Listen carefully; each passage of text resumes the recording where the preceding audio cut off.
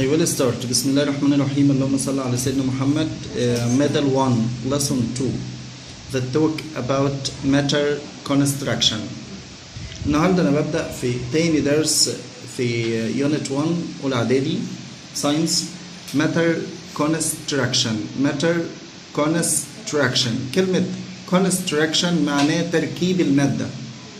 لو انا بصيت في الدنيا كده بسم الله الرحمن الرحيم لما نقول كده على كل حاجة خلقها ربنا سبحانه وتعالى كبيرة بتتكون من أجزاء أصغر منها.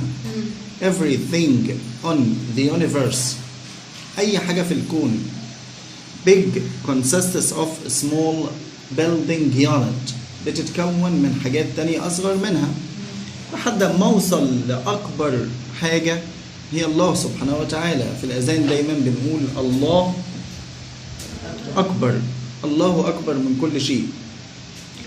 بس العلماء بيتطلعوا لحاجة تانية علشان يدرس المادة نفسها ويحاول يعرف كل حاجة فيها، محتاج يعرف أصغر جزء فيها علشان أعرف من خلال أصغر جزء فيها المكونات بتاعته. لو شفنا مثلا this building المبنى اللي احنا قاعدين فيه ده بيتكون من حاجة اسمها ايه؟ floors. اوكي، وكل floor بيتكون من حاجة اسمها ايه؟ flaps. each flat consists of rooms and each room consists of walls and each wall consists of bricks.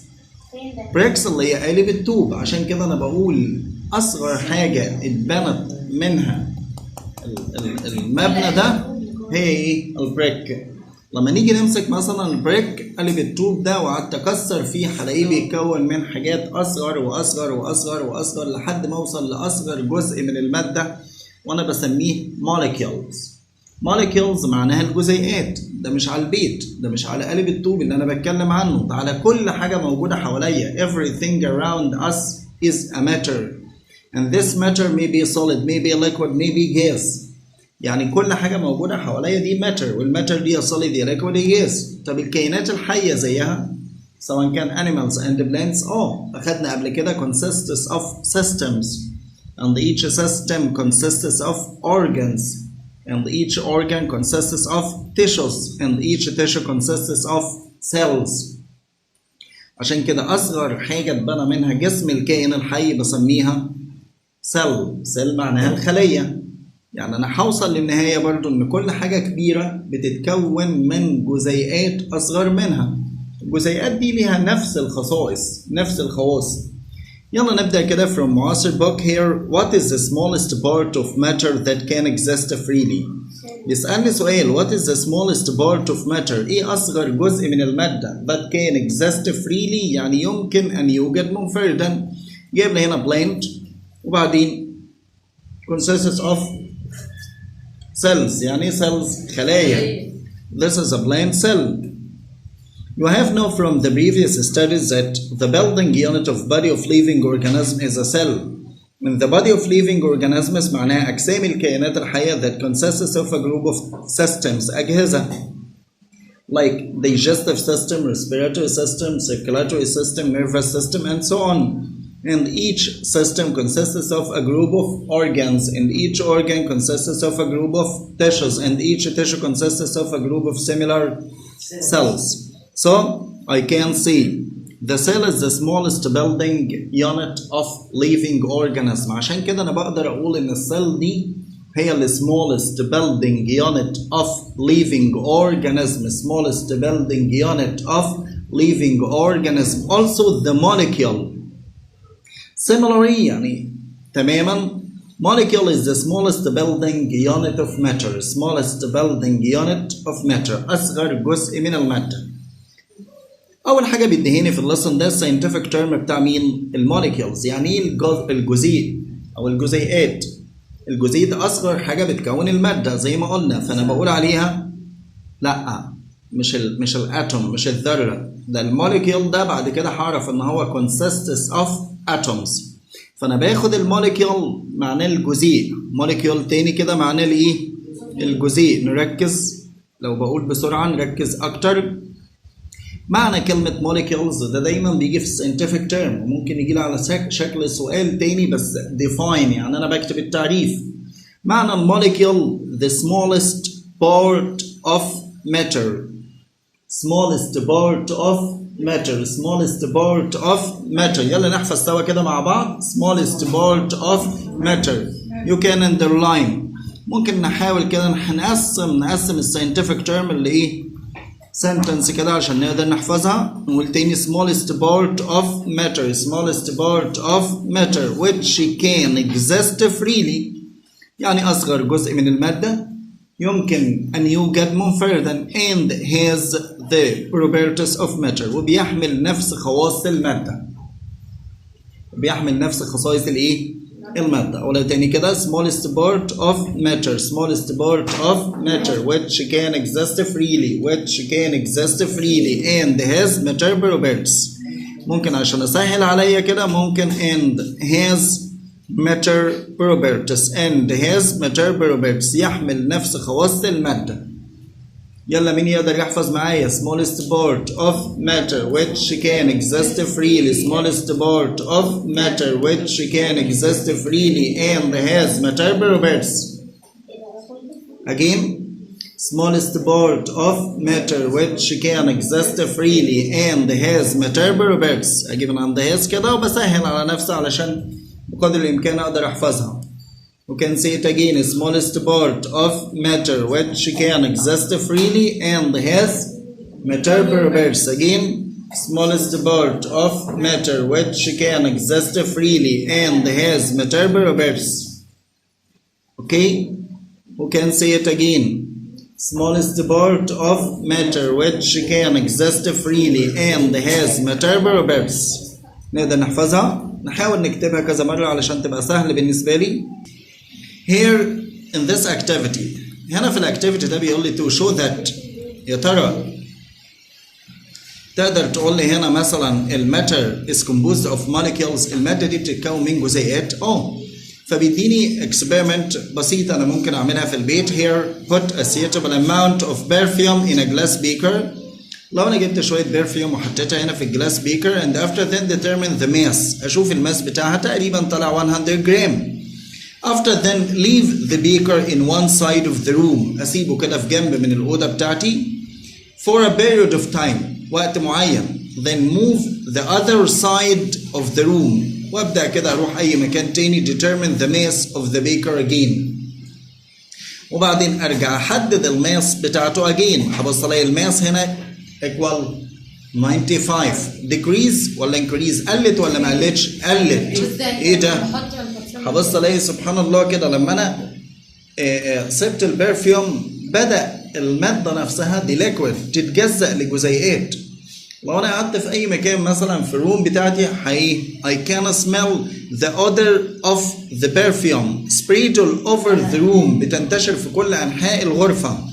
and the mass of the beaker decrease. the mass of the beaker decrease. ده الobservation. خلي بالنا عشان دي بتيجي في البراكتيكال اكزام. احنا عندنا براكتيكال اكزام امتحان العملي. هنا في الاكسبلانيشن الشرح بتاعي بقى the matter of the perfume is divided into small particles. المادة نفسها بتتقسم من جزيئات صغيرة which cannot be seen by naked eye or by microscope. الجزيئات الصغيرة دي بتاعت البرفيوم أنا مش بقدر أشوفها بعناية ولا بالميكروسكوب. These particles of the perfume are called molecule. Are called what? Molecule. That spread all over the room keeping the properties of the perfume.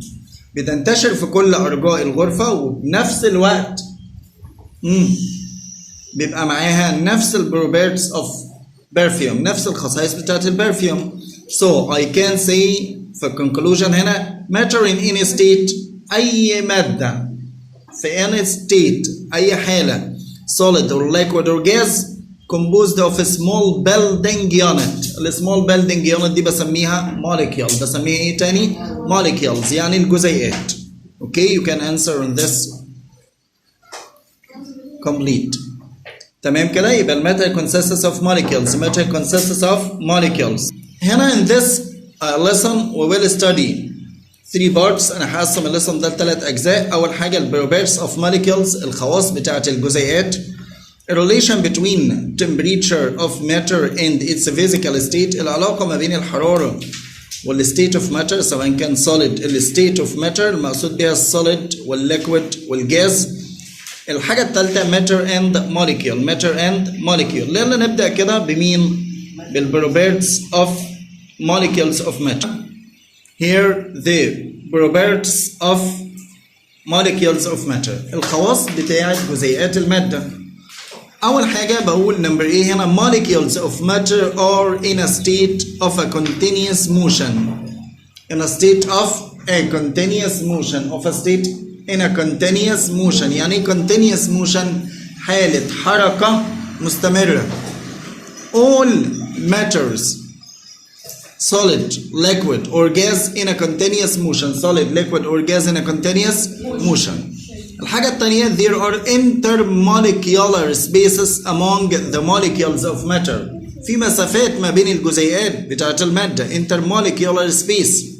Number 3 there are attraction force among the molecules of matter. There are attraction force among the molecules of matter. يعني في قوة تجاذب ما بين الجزيئات المادة سواء كانت solid or liquid or gas. If you look in their activity لو أنا بصيت على activity ده to prove that molecules of matter in a state of a continuous motion. Molecules of matter in a continuous motion. هنا في الاكتيفيتي ده مديني مادة في الستبس اسمها بوتاسيوم بيرمنجانات. بوتاسيوم بيرمنجانات المادة دي موجودة عندنا في المعامل لونها بيكون violet. If you put it in a beaker containing water, what you will notice هتلاحظ ايه؟ What you will observe if you look at the matter potassium permanganate. اللون الفايولوت ده انا بقول المادة اسمها بوتاسيوم بيرمنجانات. بوتاسيوم بيرمنجانات زي الالوان الطعام اللي موجودة عندنا في البيت. لو جبت اي لون وحطيته على شوية مية ايه اللي هيحصل؟ هبص الاقيه بيتحرك داخل جزيئات المية لحد ما جزيئات المية كلها بتتلون بنفس اللون. زي باكت الشاي كده لما بحطها في المية السخنة بتتحرك جزيئات المادة. هو كل ده علشان يثبت لي ان molecules of matter are in a continuous motion. Molecules of matter are in a continuous motion. يعني كل جزيئات المادة في حالة حركة مستمرة مش بتقف. خلاص؟ whatever ايا كانت بقى solid or liquid or gas. Solid or liquid or gas. All matter in a continuous motion. Nothing. لو سألت give reason هنا a drop of ink sprayed through water. لو حطيت نقطة حبر كده في شوية مية ايه اللي هيحصل؟ هتنتشر. ليه؟ Because the molecules of ink are in a continuous motion in all direction among water molecules. Among water molecules. الحاجة التانية when you leave the perfume bottle open. لما بسيب البرفيوم bottle open you smell it all over the room. بشمها في أنحاء الغرفة. ليه؟ Because the molecules of the perfume are in a continuous motion. Are in a continuous motion. Are in a continuous motion. ايه ده يا مستر؟ يعني كل حاجة في الدنيا بتتحرك؟ سواء كان solid or liquid or gas. طب الترابيزة اللي أنا قاعد عليها دي مثلا from wood من خشب. والخشب ده أصلا بيتكون من جزيئات. يا ترى الجزيئات دي بتتحرك؟ بس ليها حركة مختلفة. هنا بيقول لي بقى molecules of solid matter have limited vibrational motion. الحركة بتاعتها بسميها حركة اهتزازية محدودة. نتيجة للاهتزاز الجزيئات بتهتز بتتصادم مع بعضها البعض فقط. while the motion of liquid بس جزيئات المية are more free بتتحرك أسرع أكثر حرية. and that gases completely free. والجازس بتكون إيه؟ أكتر. طب ده الجزء الأول اللي أنا بقول عليها الإيه؟ molecules of matter are in a continuous motion. Molecules of matter are in a continuous motion. Again, molecules of matter are in a continuous motion. Molecules of matter are in a continuous motion. الجزء الثاني to prove the presence of intermolecular spaces among the molecules of matter. Intermolecular spaces يعني مسافات ما بين الجزيئات. مسافات ما بين الايه؟ الجزيئات. تمام؟ يعني كل مادة ماشي في ما بين الجزيئات بتاعتها مسافات، ده بتختلف من السوليد للليكويد للجاز. في الاكسبيرمنت ده بيقول لي مثلا if you put 300 cubic centimeter of water in a graduated cylinder، هجيب السلندر ده واحط فيه كام؟ 300 cubic centimeter of water. You can look in your book لو انت بصيت في الكتاب. And put 200 cubic centimeter in alcohol in another beaker or another cylinder. هنا حطيت كام؟ 300 وهنا حطيت كام؟ 200. المفروض لما احط 200 plus 300 الناتج هيبقى كام؟ 500. بيقول لي لا. Okay, you will notice 200 cubic centimeter of alcohol not equal plus 300 cubic centimeter of water not equal 500 but less than 500. أقل من ال 500. ممكن يكونوا أقل يعني 490 495 or okay less or more. ليه؟ ببص عليه ال volume of mixture will be less than 500 will be less than 500. معنى كده ان some of ethyl alcohol molecules distribute. كلمة distributed معناها بتتوزع in the intermolecular spaces that are found among the molecules of matter. اوكي كلنا مركزين مثلا كده if you look here 2 plus 3 equal what؟ equal 5. لما انا بقول لأي حد في الدنيا 1 plus 1 equal كام؟ 1 plus 1 equal كام؟ 2. لا المفروض هنا بيكون أقل علشان في حاجة اسمها intermolecular spaces. intermolecular spaces هنا بيكون less than 5 less than 5 يعني 2 plus 3 less than 5. ليه؟ عشان في حاجة اسمها intermolecular spaces among the molecules of matter. في مسافات ما بين الجزيئات. طب معناها ايه ال intermolecular spaces؟ بقول عليها the spaces that are found among the molecules of